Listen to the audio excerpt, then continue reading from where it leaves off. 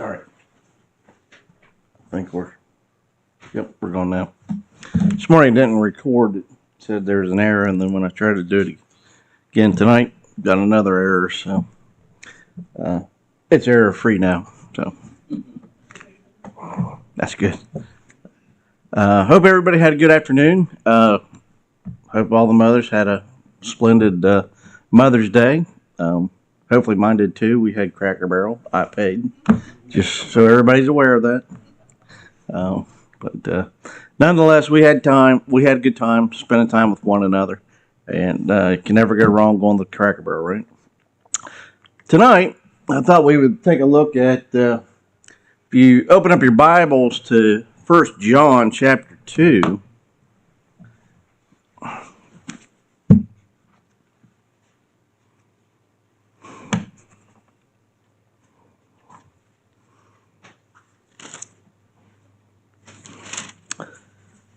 And our text will be the 15th verse there in chapter 2.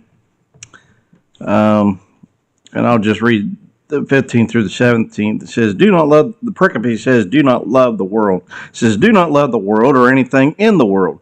If anyone loves the world, the love of the Father is not in him.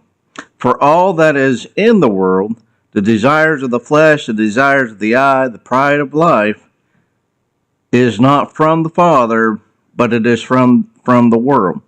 And the world is passing away along with its desires, but whoever does the will of the Father abides forever. So that's, that's pretty harsh words there by John. I think if we stop and think about it, saying that if we, not that we love the world, but if we love the things in the world, that the love of the Father is not in us. So, what does this mean? Can we love anything in this world? Can we love the sunset? Can we love a songbird? Can we love, the blooming of the lilies? Whatever it might be, the splendor of God's creation. Are we able to love that? I would think that we would be able to, as long as we give praise to Him. Must we reject everything in the world? The comforts, our homes, modern conveniences, modern inventions, our cars. Is it saying that we have to give those things up? Or could it be that, the world has a different meaning, or the context of what John's saying there in using the world is a different meaning? If anybody loves the world, he loves. And so that's what we're going to look at here tonight is what is John, what's the message that John's trying to relate here, and how it applies to us in our everyday lives. And the first one that I think John pointed out was the lust of the flesh. The desire, point I have up here is desiring things unconditionally forbidden.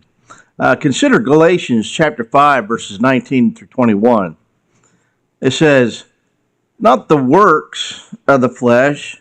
Now the works of the flesh are evident: sexual immorality, impurity, sensuality, idolatry, sorcery, enmity, strife, jealousy, fits of anger, rivalries, dissensions, divisions, envy, drunkenness, orgies, and things like these. So it's not an exhaustive list, is it? That means there's other things in addition to these things that are, that are works of the flesh. But that's certainly a long laundry list there, and it should certainly give us an idea of what the works of the flesh are.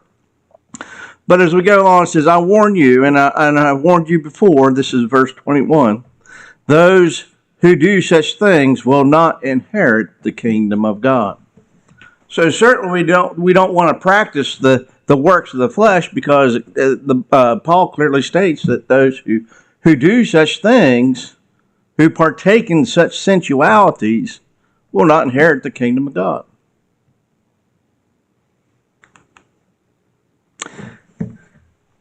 Next thing I want to consider here is that desiring things conditionally lust of the flesh not only is desiring things unconditionally forbidden, but it's also desiring things that are conditionally forbidden. Consider 1 Corinthians chapter 8, beginning there in verse 9. It says, "But take care of the rights of yours. But take care of this right of yours does not somehow become a stumbling block to the weak.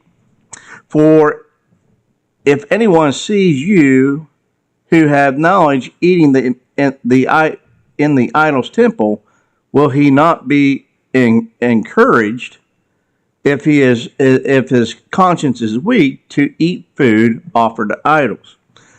And so, by your knowledge, this weak person is destroyed, the brother of whom Christ died. This sinning against your brother and wounding their conscience when it is weak, you sin against Christ. Therefore, if food makes your brother stumble, I will never eat meat, lest I make my brother stumble." So, and we've used the context of that as well as Romans 14. To the meat of idols. The Jews viewed that as something that was wrong to do. But when we ushered in the New Testament age, all meat was considered to be, from God, and the Gentiles saw, the freedom in partaking of those things, not them worshiping, but that they could, buying meat from the marketers, Paul would say, don't ask where it came from, and then, you won't defile your conscience or whatnot.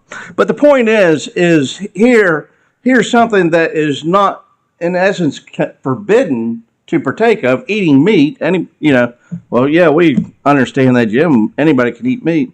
But the point is that the Jews felt that it was sinful to eat those things that came from or that was killed as part of the temple worship. And so, therefore, when they partook of that freedom of eating that meat, they were defiling the conscience of their fellow Jewish brothers.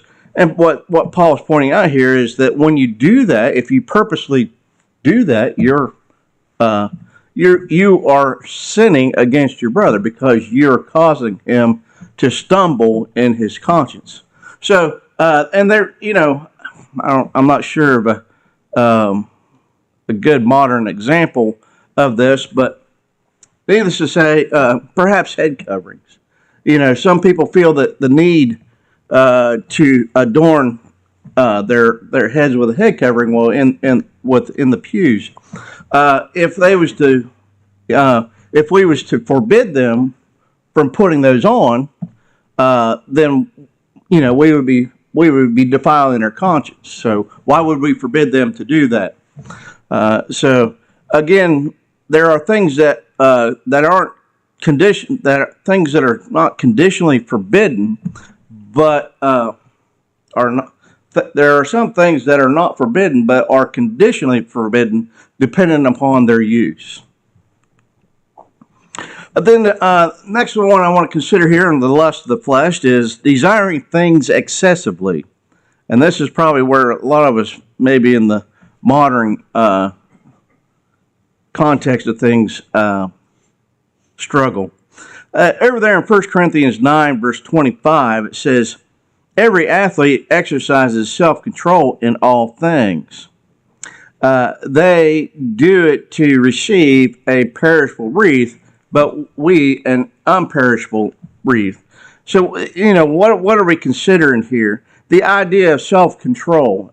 Paul's saying that an elite athlete exercises self-control to discipline their body to get to that elite level of competition. And so we, as Christians, we should be, conditioning our body, not to stay away from the lust of the flesh, to condition ourselves in the marathon that we're running. But it's a spiritual marathon, is which we are running. But if we don't condition our bodies, if we don't condition our minds to not desire the lust of this world, then we're going to fall victim to those things. And so, just as an athlete puts his body into subjection in order to obtain the goals that he's trying to, we too need to put our bodies into subjection for the betterment of Jesus Christ and in pursuit of our goal of going to heaven in the days ahead. And that I also hear that one can be controlled by desire for food, clothing, etc., rather than them being in control. In other words, this is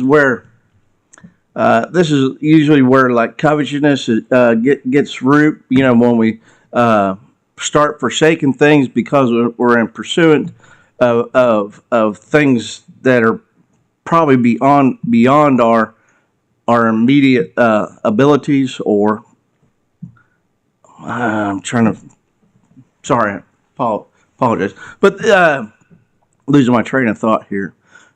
But nonetheless, we need to our desires in this world. They need to be controlled. That they don't need to run rampant and do things of excess or excessively do things. And that one can be controlled by desires for hobby, recreation, and etc. Like I remember one guy down in Georgia that liked collecting Matchbox cars, or he started collecting them. He got so into it that they started not having money to pay their bills. He was buying so many cars because I guess that was feeding his the release of dopamines and that euphoria that one gets from when they obtain or hit their goals, and their goal will be chasing after this coveted piece of metal. But anyways, the point is that he was so engrossed into that he, like I say, that the family was struggling to make ends meet because he was buying so many things. So in other words, he was forsaking his family just to feed that one impulse, that desire to collect those things.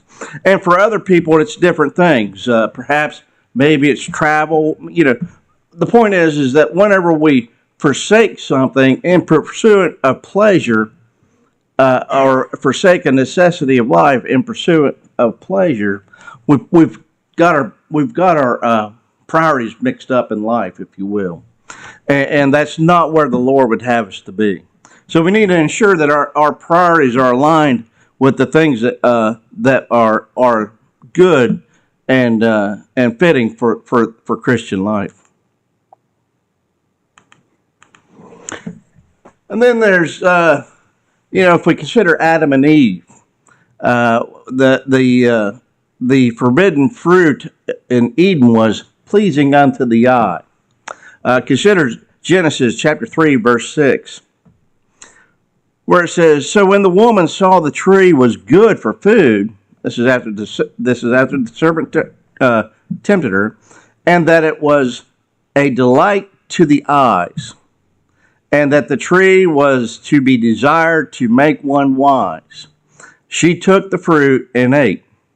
And she gave some to her husband who was with her, and he ate." Again, it's the lust of the eyes. She gazed upon it after being acknowledged of it, and succumbed to that temptation. It was too enticing, so therefore she had to grab the fruit and she had to partake of it. Another example is Lot. When over in Genesis chapter 13, verse 10,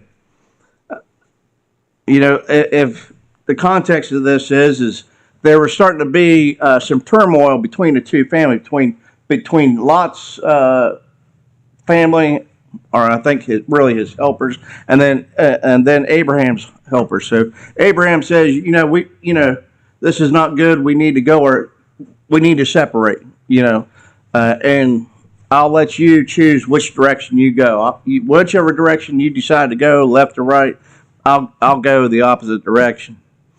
And so we read here in Genesis 13, it says, "And Lot lifted up his eyes and saw that the Jordan Valley was well watered everywhere, like the garden of the Lord, like the land of Egypt, in the direction of Zoar.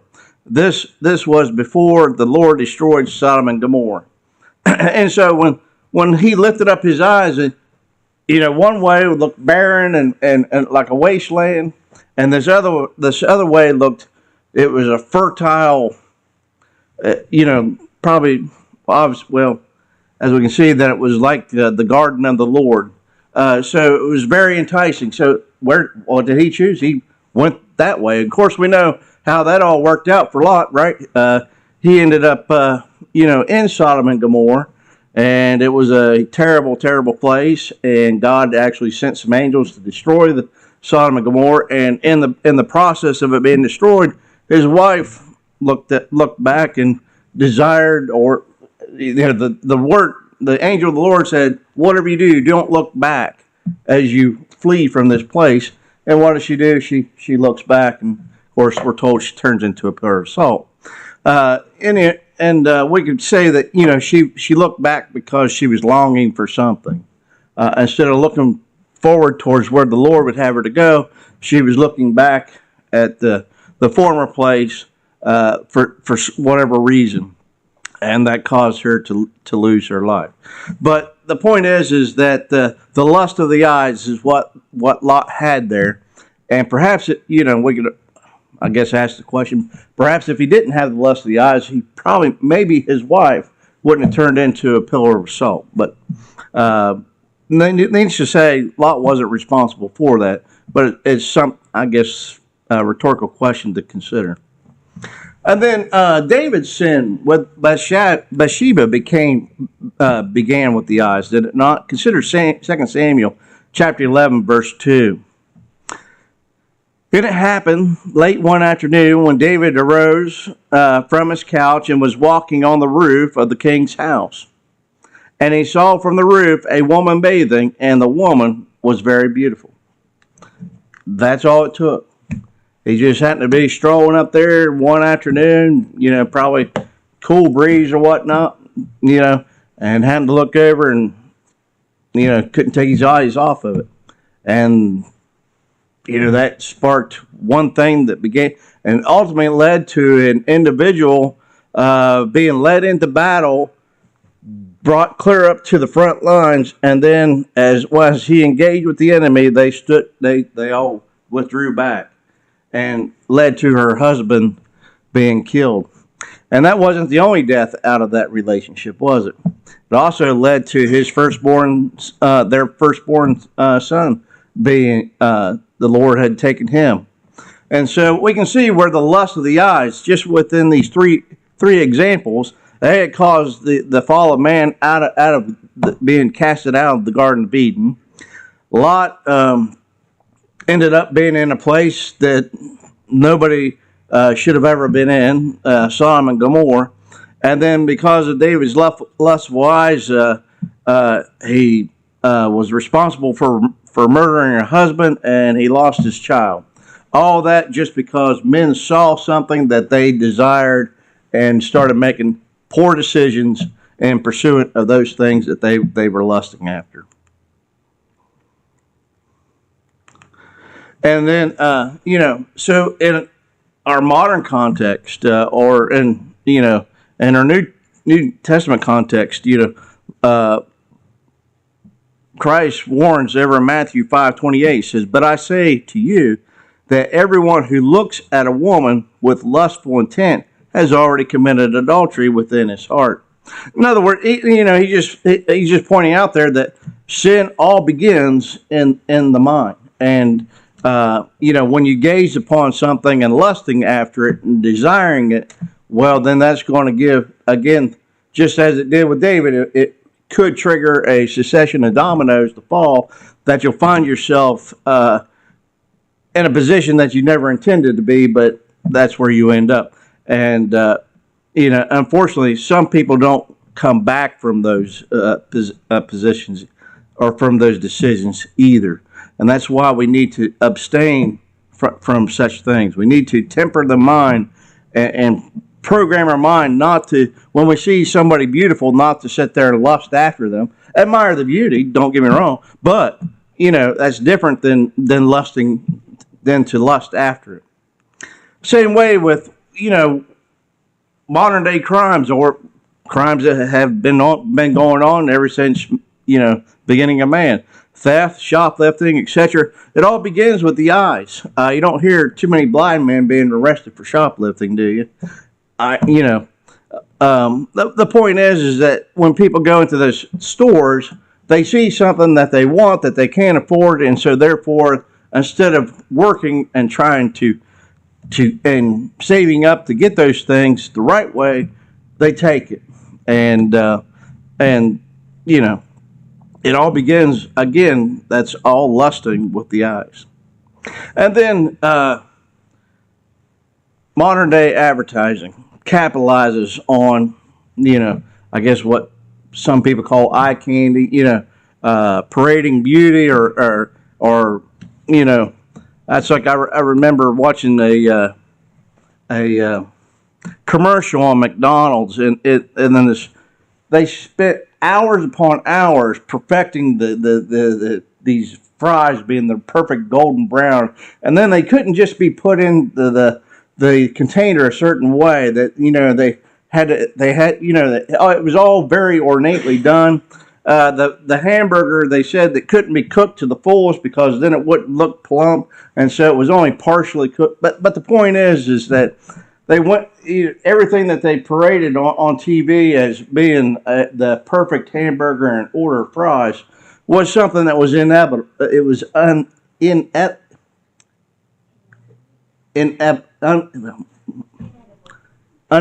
Yes, unedible. And I always thought that was kind of ironic, if you will. These things that you see that they fashion as being picture perfect examples aren't the ones that are edible. It's just what a person believes to be the best, or how they try to personify it as being a certain way. Or and unfortunately today, when you go to the mall, you walk down through there and you're going to see all kinds of advertisements with women partially clothed and men vice versa. And that's why I put up here sex sales, sex appeal. Is a big tool that marketers use in order to sell their products here in the United States. And it's just a shame that happens, but in doing that, when we see those advertisements or that we gaze upon those things, that's when lustful thoughts begin to enter into the mind. How do you look at it when you see it? Do you kind of shun away, or is that what you're thinking, or you're going, that's a nice advertisement. Maybe I'll stand here and stare upon it a little bit, and I don't know how you guys handle that, but the point is I don't think that God would have us to stand there and stare or gaze upon those advertisements. And again, that's lust of the eyes. And it's just a shame that our society has become so depraved that that's their main method of selling and advertising things. And then what about immodest apparel? I forget who it was. I remember somebody when I was a little small saying that every year that the shorts got shorter and that the skirts got, and I think that's pretty true. Things seem to get shorter and shorter as time goes on. When it stops, I have no idea. But the fact of it is, what's the modus of operandi for adorning immodest apparel? I would argue most people probably wear that stuff won't admit it, but it's in order to make oneself look enticing, right? You're kind of advertising, this is what I got, and maybe they want to be lusted after. Now most people won't admit to that, but I cannot think, of course, my brain is not that big, but I can't think of any other reason why you would want to scantily clad oneself other than to advertise that, hey, I look pretty good here. What do you think? And all that is advertising, or is all appeal towards lust of the eyes. And the lust of the eyes has caused many and many a people to fall victim to sinful deeds and sinful lusts. And so we need to be very, very much on guard of where our eyes are looking, because again, just like in Matthew 5:28, a simple gaze upon a woman can cause one to stumble, and next thing you know, you're committing things that you thought that you would never do. And it happens to the best of us. Next one is the pride of life. The pride of being fashionable can lead to sin. Consider Romans chapter 12.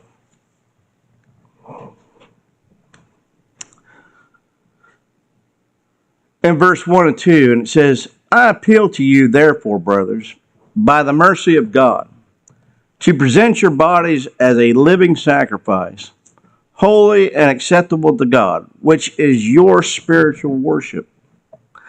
Do not be conformed to this world, but be transformed by the renewing of your mind, and by testing you may discern what is the will of God, and what is good and acceptable and perfect. Doesn't sound like fun, does it? And many of the people outside this building, that's what they do. They sit there and scoff and make fun of those that are Christian. Well, why do you want to do that? There's all this stuff in the world that you can partake of, why do you want to give that up? The idea of being fashionable. I looked up some synonyms. Is to be cool or happening or trendy.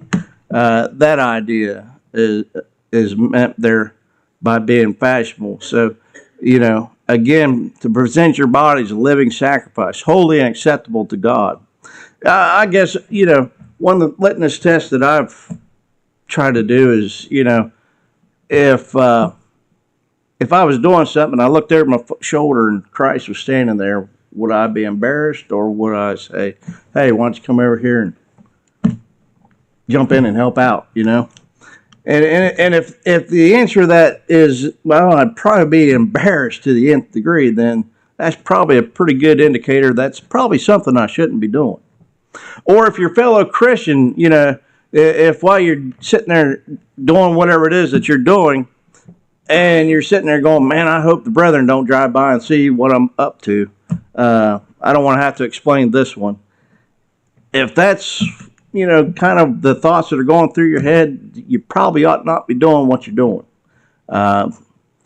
Because if we can't present it before God, if we can't present it for Christ, and we can't present it before the brethren, then where are you presenting it before?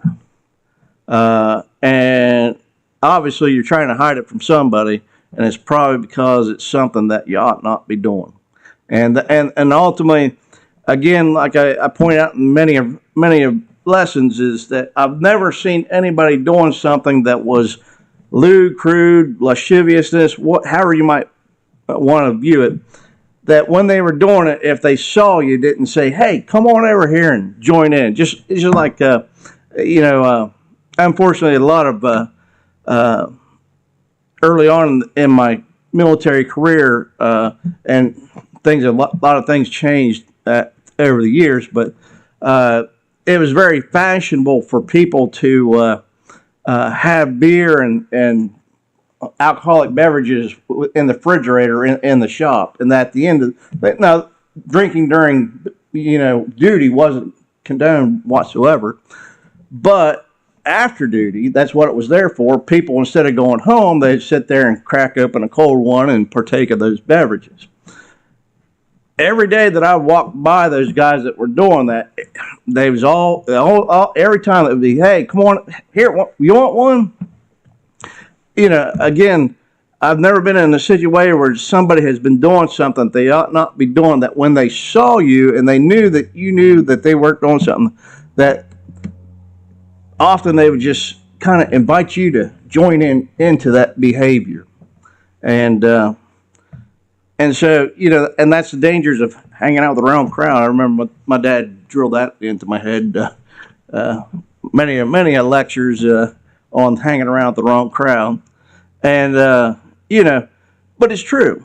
Whenever you hang around with the wrong crowd wants you, I think of the Borg on Star Trek, we will assimilate you. If you remember Star Trek. But the point is that the resistance is futile. If you're hanging around with the wrong crowd, just like the Borg's the wrong crowd, the Borg wasn't happy with having people that was unlike them. The Borgs wanted people to be Borgs, and they were going to make everybody a Borg, whether you liked it or not. And that's kind of what evildoers do. They don't want you hanging around us, for you to condemn them or for you to talk about what they're doing. They want you to come join them. They want you to be part of whatever festivities that they're doing. And so, and we just got to be aware of that. And often pride will cause us to do those things because we don't want to be looked shameful in the eyes of others, if you will. And that's, again, the dangers of hanging around with the wrong individuals. If we're hanging around with people, like-minded Christians, then like-minded Christians may want you to do Christian-like things, will they not? But people who aren't Christians are going to want you to be doing unchristian things. Whether it be in appearance, many people we use the word vain. They're caught up in their beauty. Or you see examples on TV where people spend thousands upon thousands of dollars to enhance their looks. Most of that doesn't look very good, but anyways, that's an obsession that they've had. In speech, some want to be, they choose, I guess in speech, I'm thinking of the politician. They won't tell you the truth, or they won't peddle the truth. They'll peddle what they think you want to hear in order so that you'll vote for them. And it's the same way in everyday life. People will lie and say, I'm thinking of the used car salesman. It's got low mileage. It's grandma owned it. It's about ready to fall apart. But yet they'll peddle it as being the best car that there's ever been.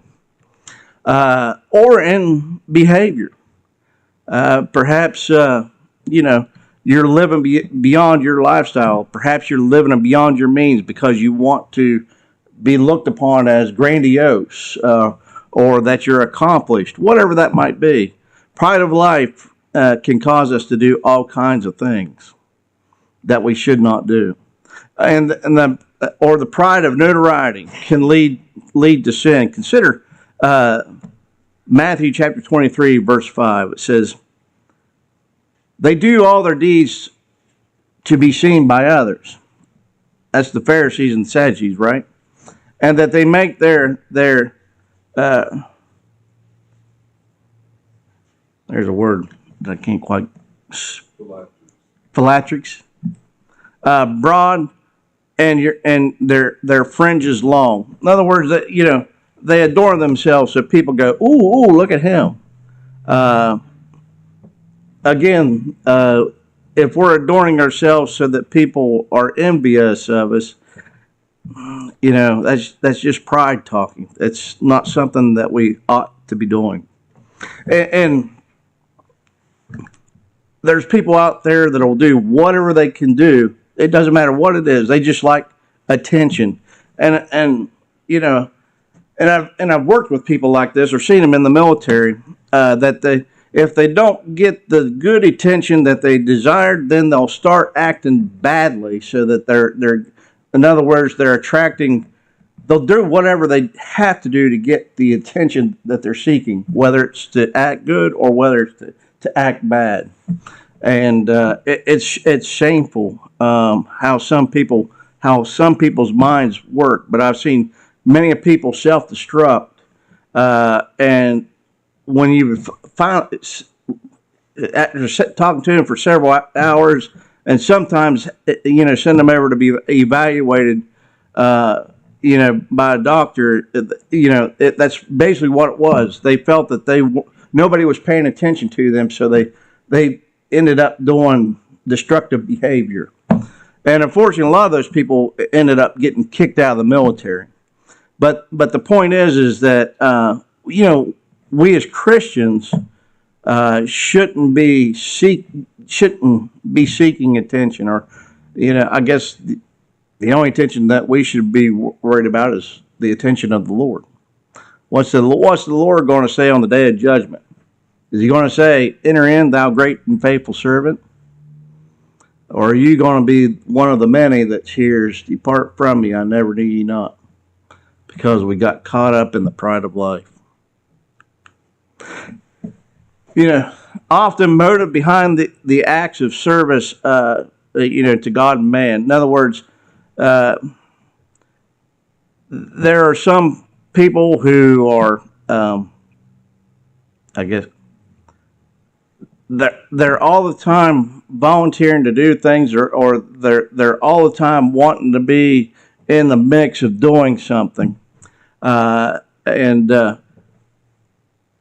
I guess I'm thinking again like the Pharisees and Sadducees. I mean, it's a great thing to pray, right? But it's not a great thing to pray if you're just doing it so that people go, "Ooh, look at him." And again, in the military, I knew guys, they would not volunteer. A big part of military life was volunteerism, and there were some volunteering things that were high level, high visibility, I guess you would say, and then there was those things that nobody really cared to do, but people asked for volunteers, so it was kind of like having to go and clean up the yard for an old person, that type of thing. I knew guys that as long as there was an opportunity for them to be seen by higher leadership, in other words, that they could parade themselves before people they thought that could get them promoted, or that people could write their performance reports better or whatnot. That's what they were. They only volunteer for those things. Rarely, the only time that you would see them doing something that wouldn't get them notoriety is if they were made to go and do those things.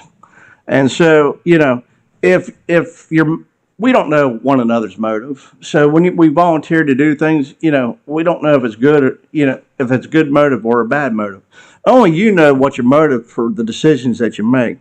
But if your decisions for doing things is so that everybody can pat you on the back and say, "Hey, great job, Jim," that's the wrong reason to be doing those things.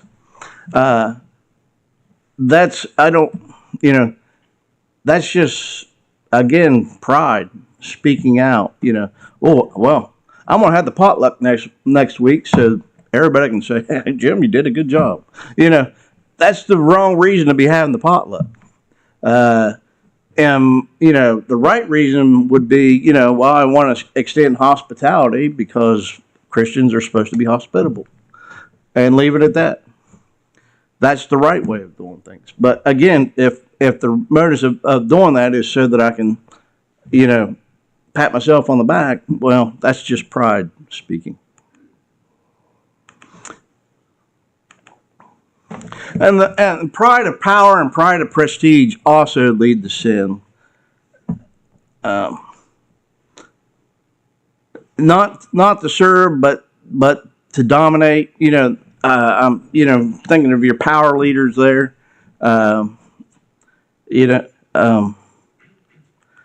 see things not as a means for good, but as a means of prestige. Again, it's all about motive. It's all about the motive and why we're doing things. You can do the exact same thing, but because have the right motives, and there's nothing wrong with doing it.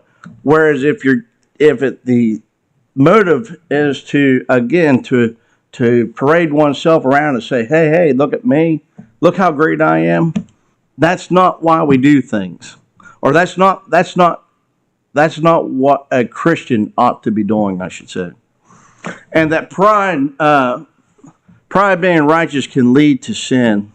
I do want to look at these verses. Luke chapter 17 and verse 10 says, "So you also, when you have done all the things that were commanded, you say, we were just unworthy servants. We had only done what was our duty." The Calvinists sit there and they kind of, when it comes to salvation, that the irresistible grace, and that you can't be saved by works, and they want to extrapolate baptism as a work, and therefore you're saying that salvation is owed to you. If you're doing, again, yes, if that was our motive for being baptized, so we can say, Lord, well, I've done this, you have to accept me. Or anything that we do, we're thinking, well, I can stand on the day of judgment and say, well, I did this, I did this, I did this, I did all these things in your name. Again, the Lord, He said, I'll turn to you and say, I never knew ye. Depart from me. Never knew ye not. The attitude is that I don't do these things so that I can say, Lord, Lord, look at me. I do these things because it was simply my duty to do them. Pure and simple as that. Why was I baptized? Because the Lord commanded me to be baptized. He's the one who said it. Not that I, wanted to parade myself or whatnot, but the Lord said to be baptized. It's not, it's not peddled any other way. And so same thing with any good work. We're to do good unto all men. We're to do good, especially to those of the household of faith. And when we do those things, it's just because it was simply our duty to do them. It wasn't for recognition. And then ethnic, social, and economical pride can also lead to sin. This is the last point, and the lesson is yours.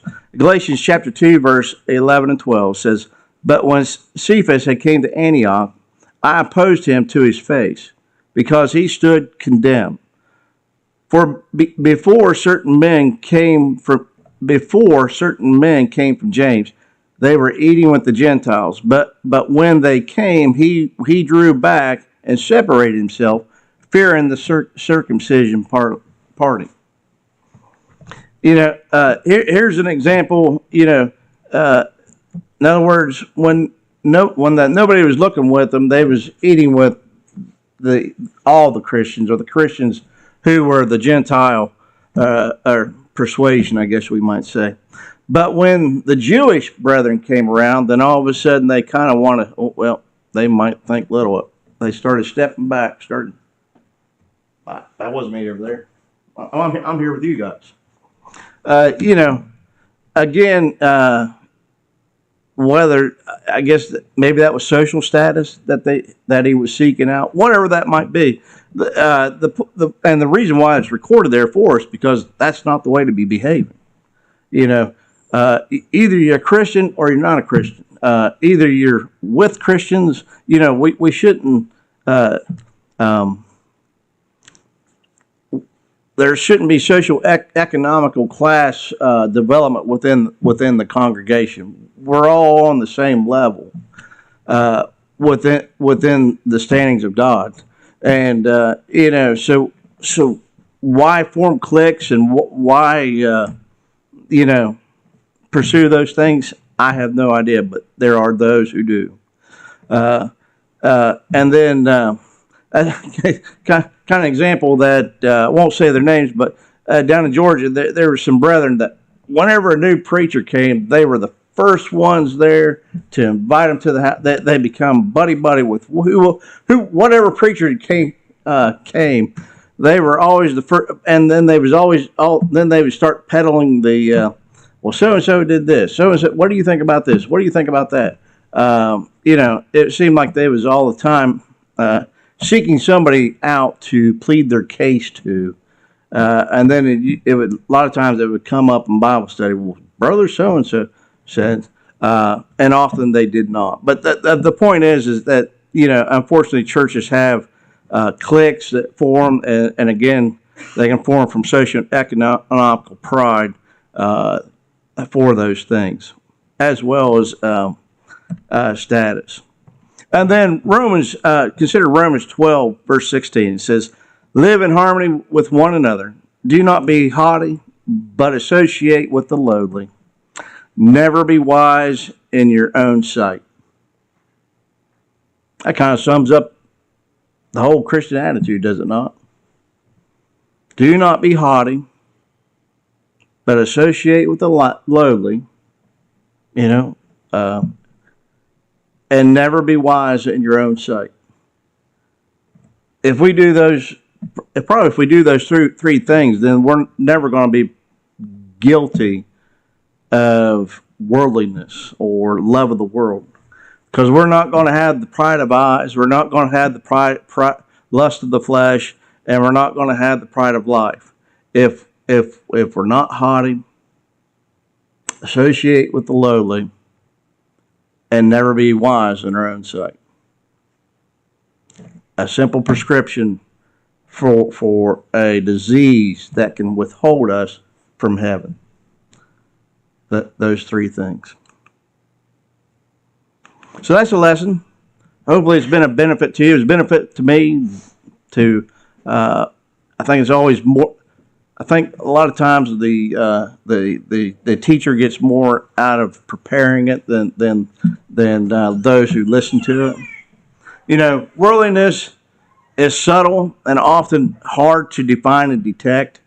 And while I gave, like I say, so much of this is all about the attitude, and unfortunately, only you know your attitude. Worldliness is also as old as Adam and Eve, and they used all three: the lust of the flesh, the lust of the eyes, and the pride of life. All why did they eat? The fruit was appealing. The pride of life was it was going to make them smart, and it led to the lust of the flesh. We can use their example and hopefully not fall victim to the ploys of the devil. Worldliness can be avoided by seeking first the kingdom of God. That's all we simply have to do. Seek the kingdom of God, live by those principles that the Lord would have us to never be haughty, associate with the lowly, and just simply be a humble person. You do that, and I think we're going to be okay. Leave the rest of the stuff to the world. That's not for us. That's the lesson. I hope it's been good for you. I apologize for going a little bit long tonight. Now we want to extend the invitation.